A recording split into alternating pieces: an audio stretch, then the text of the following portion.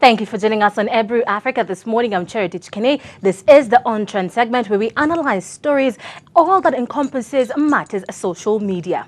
Well, we'll begin things off with stories making way across Kenya and the greater East African region. Now, one big tweet that is making a way across the social platform is a tweet about Uganda. Now, President Yoweri Museveni has accepted to send the bill into law that is against homosexuality in the capital of Kampala and its environs. So this particular story developed as of yesterday. Now, President Barack Obama issued a statement telling Mr. Yoweri Museveni not to accept this particular bill because it goes against the human rights initiative, and also it does not uphold what encompasses all that is human rights. Now, he had refused, that is President Yoweri Museveni, to send this particular bill. But after yesterday, when a group of 11 scientists gave him a proposal citing why the anti-gay bill should be rejected, he accepted to consent that particular bill. Now, the only condition that he has given is that this particular scientist need to sign that document, that proposal, so it will be his backup, his history backup, to form a basis of signing this particular bill. Well, this particular group was chaired by Mr. Dr. Isaac Ezati, who is the head of the 11 scientists who came to see Mr. President Yoweri Museveni. So this particular bill is going to be assented. We've not been given dates as of when this particular signing will take place, but we will monitor this situation for you. Just to give you facts and figures, now the U.S. had just said yesterday that they indeed, if Uganda accepts to sign this particular bill, if Yoweri Museveni assents this particular bill, then the relationship between U.S. and Uganda will be on murky grounds, on very rocky grounds. So we're waiting to see if Uganda can survive. Now, US is still Uganda's biggest donor to a tune of $400 million annually. So we're waiting to see exactly how this will affect Uganda if indeed President Yoweri Museveni goes through with his deal to sign this particular bill into law. But people who are championing this bill in Uganda are religious groups. We're having also governments as well. Now, people in Uganda, some of the civilians in Uganda are saying that indeed this is a political gimmick. This is his tool to push forward for the next elections, which is going to happen in 2016. It's just a political tactic. It's not anything to do with what Uganda needs at the moment. So just take a look at this particular wall. It's on the hashtag Uganda to just see exactly how this particular story is going to develop. But still, stay tuned to Ebru Africa's Twitter and Facebook page, where we will give you timely updates as they occur. But let's take a look at the stories making way up apparently through this whole war. We have here Aaron Baker saying Obama calls out Russia and Nigeria in statements against Uganda's anti-gay bill. Now, we have countries such as Nigeria in Africa who have passed laws that give severe punishments for people who considered to be gay or in the group of lesbians, homosexuals, transsexuals as well. So we're having a lot of people just comment on this particular war, but also the US has criticized Nigeria's stand on this particular bill. Now, we have the only country in Africa that has supported this particular bill. We have South Africa, which has passed a law indeed recognizing the union between man and woman and woman. So we are having this particular, we'll see how this particular lifestyle moves up in the whole of Africa. But around Africa, in majority of the regions in Africa, we have Sudan and two West African nations having the death penalty as the punishment for being a gay. Now, we have confirmed reports of Sudan, but still we're waiting to see whether Senegal will accept this particular bill for death penalty for anyone who's found to be living a gay lifestyle. So we're waiting to see exactly how this happens through the whole of the African continent. But in Kenya, it is illegal. In Tanzania, and also Uganda as well. But they're not giving the death penalty. So across the African region, we only have South Africa giving consent to this particular bill. And the greater part of the Central African Republic, that is the whole of Congo, moving down that region of Congo and the sides of Burundi as well. We're having no law. There's no law whether it's illegal or not. So it's in that particular region, we don't have any laws governing the gayism lifestyle. So we're waiting to see what individual countries will adopt in terms of punishment or in terms of acceptance in regards to being a gay or living a gay lifestyle. So we are having this particular world hashtag, just giving you a lot of information coming through. We have here Mike Desai saying Obama says Uganda's anti-gay bill will be a step backwards in reference to human rights abuses. It will be abusing human rights and the choice for someone to actually take a stand in how they govern their lifestyle as well. Now, Urban today says today is the first day at work for Uganda's new leader of opposition in parliament. Catch him on Urban today. So basically, it's just a preview of exactly what it entitles in matters Uganda. But we will be monitoring the situation on the anti-gay bill to give you timely updates as of when this particular story develops, and we'll be waiting to see exactly when the signing date of this particular bill will come through. But so far we have harrowing images coming through into the internet where we're having people who have been accused of being gay being actually lit on fire and burned to death in the presence of children in an aim to curb, in what Ugandans say, this particular vice from taking root in a young mind. So we're waiting to see how all this develops and how the international community, it's only US that has spoken up against this particular bill. Russia is supporting the bill. Nigeria is supporting the bill. So waiting to see exactly what will develop not only in Uganda, but the rest of Africa. We will keep you tuned to that particular topic, giving you timely information. Now on to a story that seems not to be ending here in Kenya. It's a story about Turkana.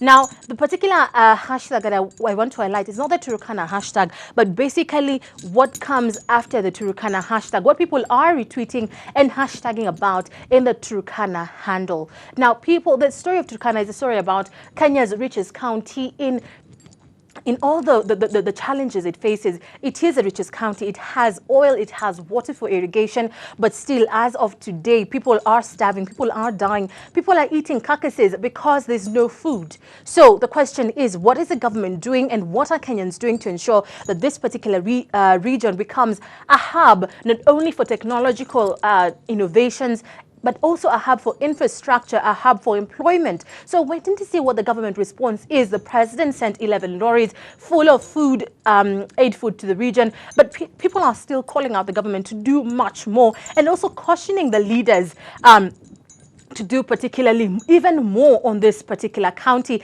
and its neighboring environs of Pokot County as well. Now, just recently we had an impeached governor, that is Martin Wambora of the Embu County, being impeached for not doing a good job. He was impeached because he swindled county funds. So we are waiting to see if this particular trend takes root in the Turkana region. Now, they are the highest paid county by the government in terms of the money used for devolution to just bring them to par with the rest of Kenya. So we're waiting to see if the governor of this particular county will be impeached for not doing enough for the county to be able to be self-sustainable.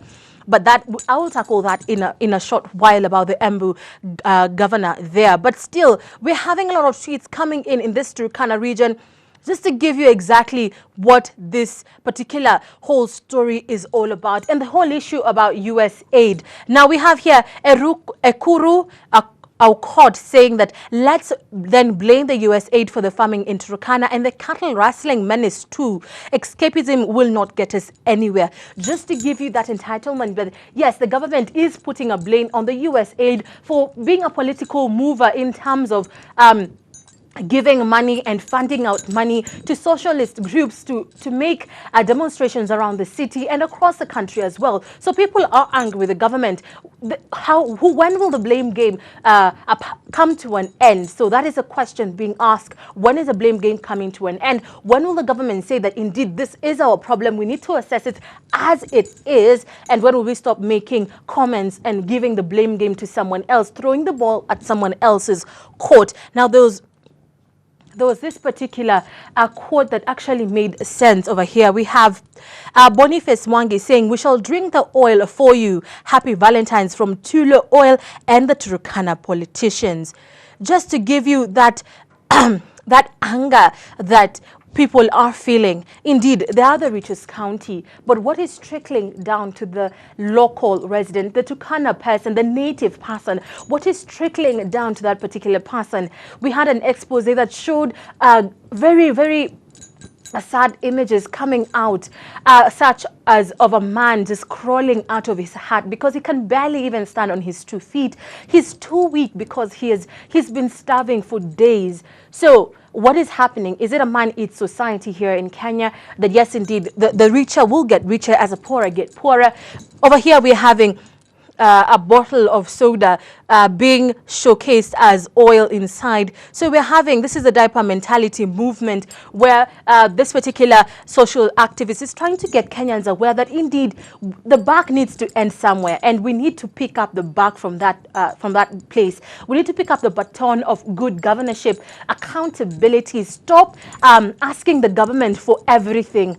And the common phrase people usually use is nataka serikali isaidie, you know, and such, which basically means, if I may translate from Kiswahili to English, basically means I want the government to assist. That is the kind of diaper mentality people, Boniface Mwangi is trying to showcase to Kenyans, that indeed we need to be our own heroes in Kenya. We need to stop that diaper mentality where we expect the government to do everything and anything for us. We need to take the baton. And just to give you that particular hashtag here, Kenyan Facts gives you that Turkana County is getting 7.7 billion Kenyan shillings under the devolution for 2013-2014, the second highest after Nairobi's Kenya shillings 9.5 billion. So exactly, we're having 800,000 people die because they don't have food, but yet there's 7.7 billion Kenya shillings being awarded to this particular county. So where is this money going to? Does the government have to send aid, or are the leaders of this particular region not paying attention to what exactly is facing this particular region? But let me highlight something that I really want you to have a look at. It is a Kenyan Fact hashtag. They will give you the timely information that you need to know, all that encompasses Kenya, not only in Nairobi, but the different counties here in Kenya. So we have the Holy Family Cathedral, Basilica. There's an old photo that they are showing about this particular cathedral. Now, it is amongst the oldest churches here in Kenya. It is a Catholic cathedral here. So we are having here Matthew Taru saying, seriously, Uasin Gishu County has a poverty rate of 51.3%, making it the 27th poorest county in Kenya. So it's basically, it takes you through a lot of facts that are making way across the Kenyan region, giving you timely information about what takes place in this particular county. We have here the beauty that is Lake Nakuru, beg your pardon, in the Rift Valley. So just showing you pictures, but also facts about what each county is getting here in Kenya. And they'll access for you information, break it down for you in a very unlogistical manner, so that you might be able to understand. They break down the facts from figures to something that you can actually understand, something tangible that you can take home. So this is particularly a very good hashtag that we as Ebru Africa do follow, indeed, to give you these timely updates. It is indeed a very good hashtag, but also follow this hashtag and also give your comments as well, give your inputs as well. But also, just to touch slowly on this particular story that I want to highlight to you is about the Embu governor, the impeached Embu governor, that is Mr. Martin Wambora. Now, he has been impeached because he has mismanaged county funds, something that the county assembly does not take lightly. So he has been impeached as of January the 28th. Now, his deputy, that is Dorothy Ndita, Dorothy Nditi has been told to not take up the governorship banner because she is not qualified for this particular role. But we're waiting to see how this particular story will develop. What we know now is the governors union, the whole 47 county governors, have come together to stop the gazettement of the impeachment of this particular one governor for Embu County. So waiting to see what how this whole story will come to play. But basically, what we know as of today is our Chief Justice Willie Mutunga has formed a 3-judge bench to hear exactly what Mr. Wambora has to offer in terms of defending his seat of governorship. So, but basically, this whole world just talks about what people feel about this particular case. A lot of Kenyans are saying, indeed, if he has stolen money, if he has been uplifting corruption in his county, then he needs to see the door. So Kenyans are not taking this lightly. So, and a lot of these issues are being directed to the fact that, yes, indeed, if this is setting a trend for a lot of Kenyans to come together and ask for more to be done. Kenyans are indeed saying that indeed if he was doing wrong, he needs to go. And also they're calling for a review of the remaining 46 governors to see exactly what they have been doing and to assess if indeed they are worth the seat of governorship. Now that is all for the Wambora hashtag, but just take a look at our Facebook page. Come on, like us on our Facebook page and we'll give you timely stories. Sorry for that. Let's go back. Let's go back here.